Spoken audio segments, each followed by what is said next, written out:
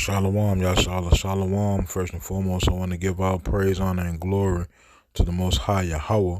I do so in the name of His only begotten Son, Yahweh Shai. Double honors to the apostles and the elders of Yasharallah. Kol Haloyim Yahweh, Bahashem Yahweh Shai, Bahashem Harakah Kwadash, for blessing our elders with the spirit of truth, so that we may know. Shout out to the Akim and the Akwaf that's keeping the faith in the work. Shall keep at it. It's your brother Abaya coming at you with more precepts. This is the book of Isaiah, chapter 51 and verse 12. It says, I, even I, am he that comforteth you.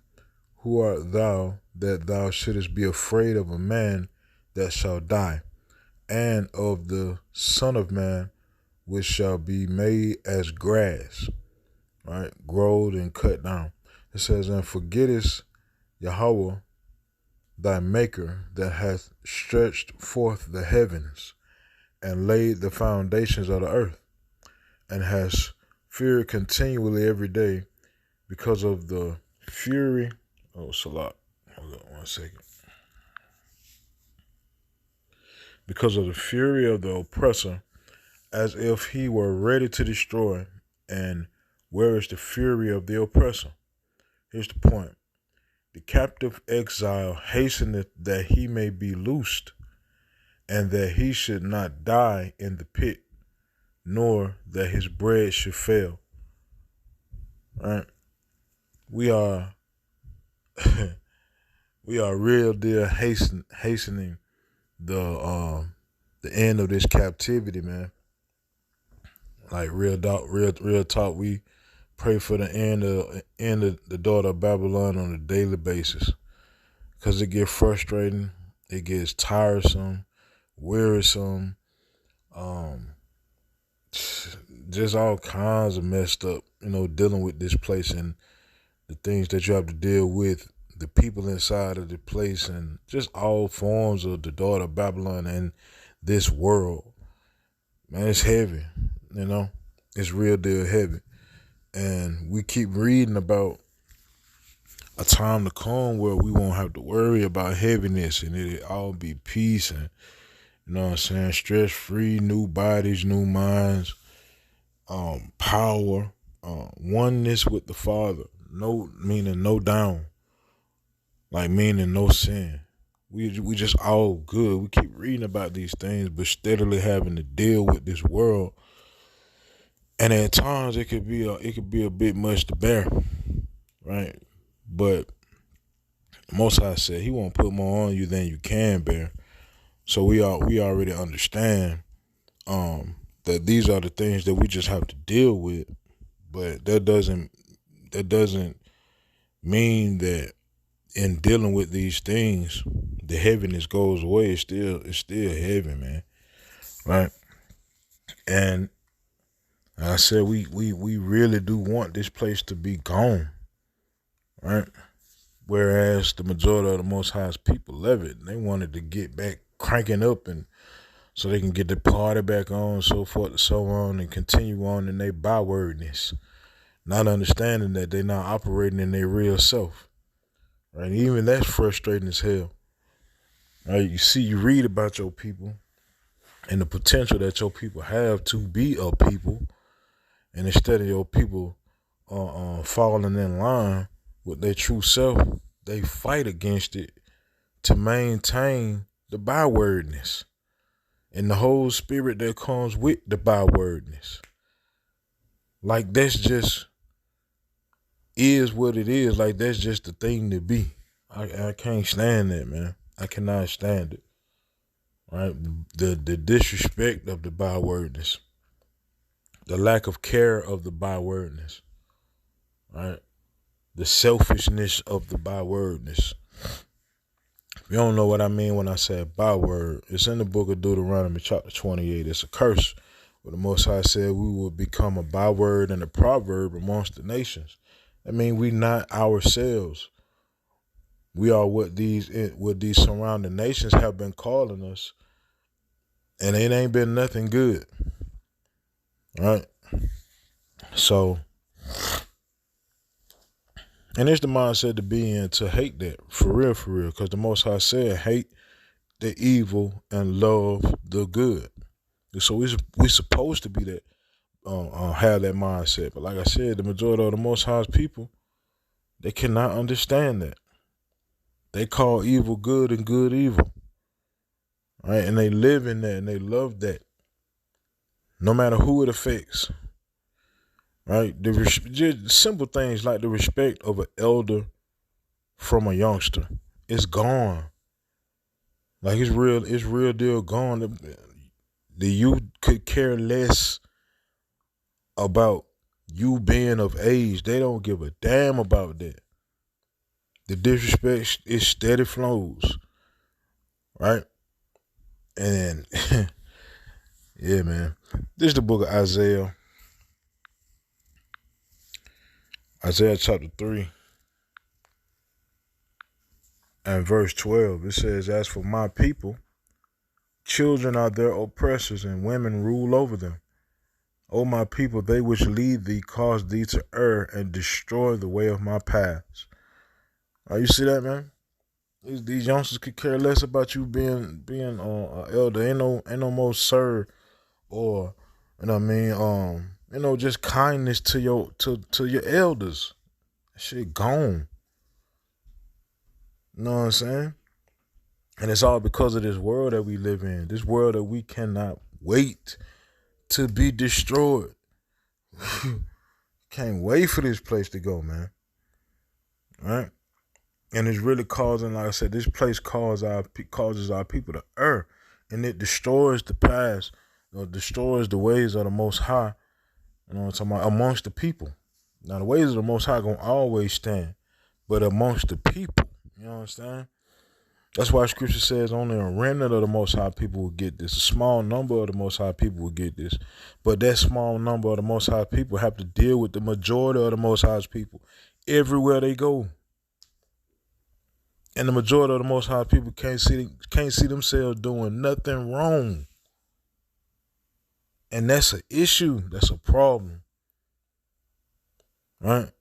The more we stay in this place, the more destroyed we become. And our people cannot see that. For the life on, they can't see it.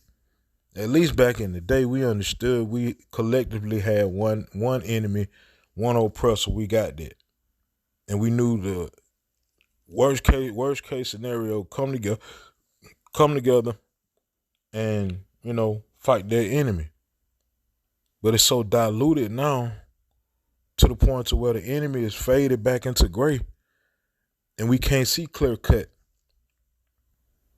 And now we just individuals that operate amongst other individuals. Well, if you're with that individual, then bet. But even then, you may be with that individual, right? But operating in the mindset of the world, you can care less about that individual, and it shows forth when a situation occurs. And that situation occurs because both parties are dealing with worldly mentalities. All right? So you may have a so-called black man or woman with a nigga mindset, and they kick around their friends, their cliques or whatever. All y'all got the same mindset. All y'all trying to get over. All y'all, it's just, but y'all are the top ones that know y'all know the game, so forth and so on. But one of y'all slipping and you got the mindset of, well, we know the game, so we wouldn't dare use that one amongst another. But one of y'all really, really is using it one amongst another. And when it get brought to the forefront, hey, you should have known better. Because we all know the game. And that sucks, man. You can't let your guard down around your own people, man. That sucks. That's pretty bad. But steady demand respect from the surrounding nations. What do they have to respect? We're not even a nation of ourselves. How the hell we going to expect some other nation to respect us? How? And that's why That's a major reason why we can't wait for this place to be done, man. Cause scripture say once kingdom come, man, all of us we're gonna be a nation again. So we ain't gonna have to worry about that division no more. Ain't gonna be no more cutthroat activities. It's gone. Thing of the past.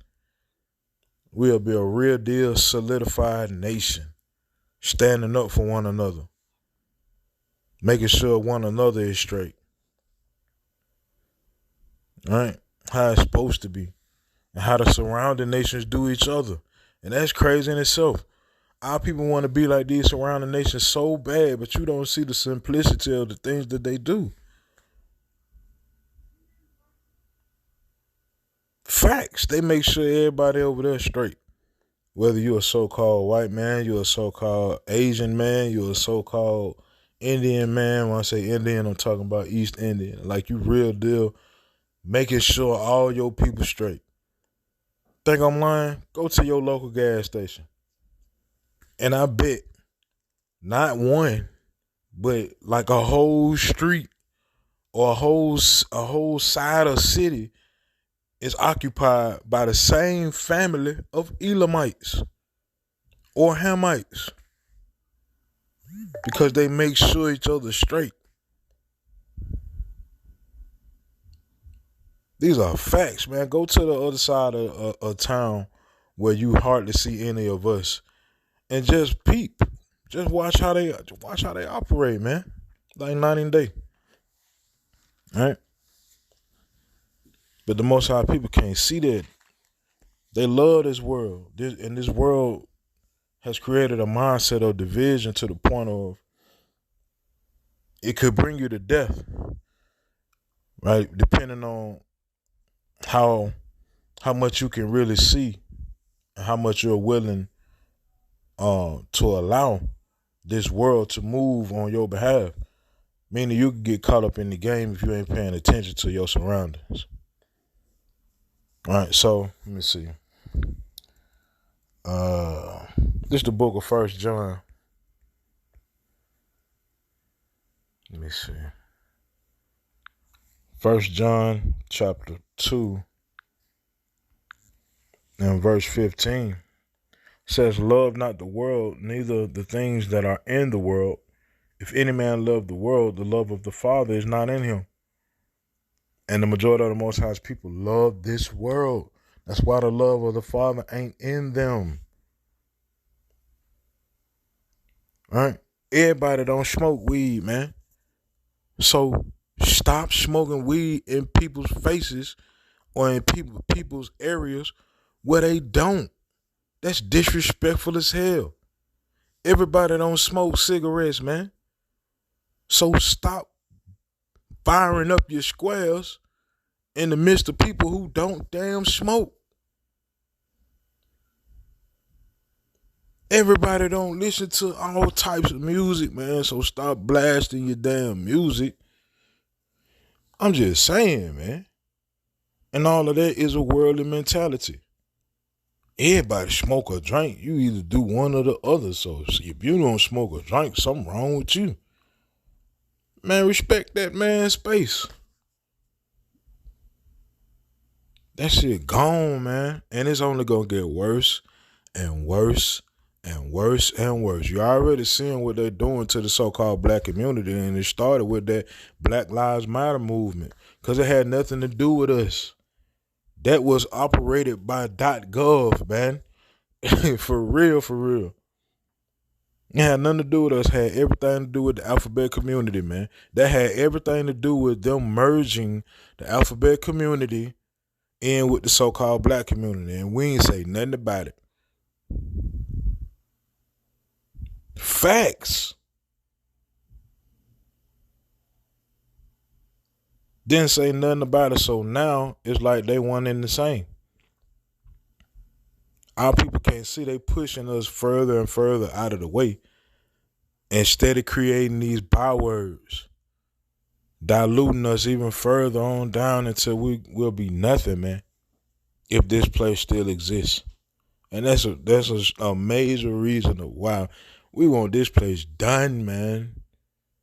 It's vexing to be in this place with knowledge, man, to have understanding And I'm not speaking like I'm the most knowledgeable individual on the planet.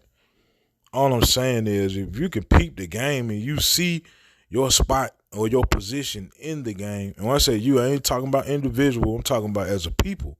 You see your position in the game and you see it's a lose-lose, why would you want this game to continue? You see you not winning this. You see they cheat and it's like it's in the rule book for them to be able to cheat and for you not to be able to cheat. That's a part of the game. Why would you want this game to continue, man? It's baffling to me. And like I said, it get worse and worse and worse and worse. Just pay attention to the music, man. I say this all the time. The music dictates the people. The music dictates society. You ain't got to believe me. Just pay attention. Listen to the music that's being played. I'm talking about for the youth. Listen to the music that's being played, the popular music. What's popular? What get played on the radio all the time? Who are the artists that are spoken of in different conversations all the time? Then pay attention to the youth of that time, youth of that era, and see, do they not mirror the music? It go hand in hand. And like old boy was saying, Kanye, he was telling the truth. The people that run that, they know what they doing, man. They know exactly what they doing. They could put out positive music if they wanted to. And when I say put it out, I ain't talking about just putting out an artist that speak positivity.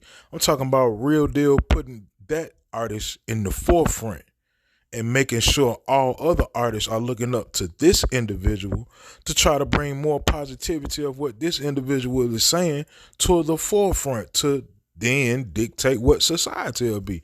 They don't do that. They promote violence and gang and so forth and so on to destroy. And our people cannot see it. This place got to go, man. This place got to go. It has to leave. All right? It has to leave, bro. So, let me go to the book of 2 Peter.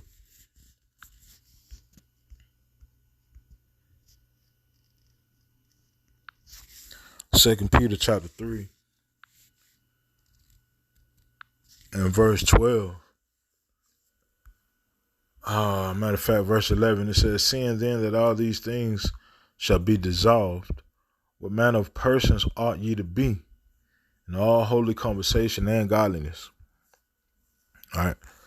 Now don't get it twisted. I'm not saying like I'm just the dude that's walking on flowers everywhere I go, and no. I'm battling that nigga syndrome myself on a day-to-day basis.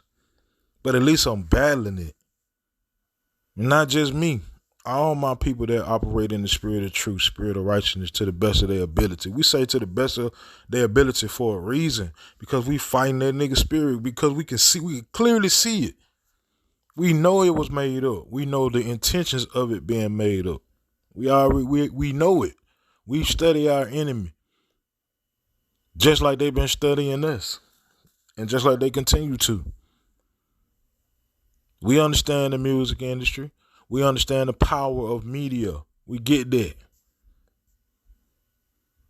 That's why we're not being swayed by what they say is popular. We're not being swayed by what they say we ought to be swayed of. And it's a battle. Because we weren't born knowing this truth. We weren't born with our new bodies and new spirits and new minds. We weren't born with that. We was born niggas just like everybody else. But the Most High blessed us to see the truth. Once you see that truth, ain't no going back, man. Ain't no going back because it's the truth. What you gonna go cuddle up to a lie? Knowing full well you done experience the truth. You see it every day. You can't hide from it. You can't run from it. Because it's thrust in your face every day. I don't want to go back. Like I said, matter of fact, 2 Peter chapter 3 and verse 12. Looking for and hasting unto the coming of the day of power, wherein the heavens, being on fire, shall be dissolved, and the elements shall melt with fervent heat. This place got to go. And anybody involved in this place got to go. You taint it. You destroy it. Right? The Most High tried to cleanse you with the truth. You don't want to receive it. You love being a nigga. The Most High tried to show you that love. You ain't want it because you love operating in hate. Your hate might not look like full-blown hate, but if it's against the Most High, guess what? It's hate.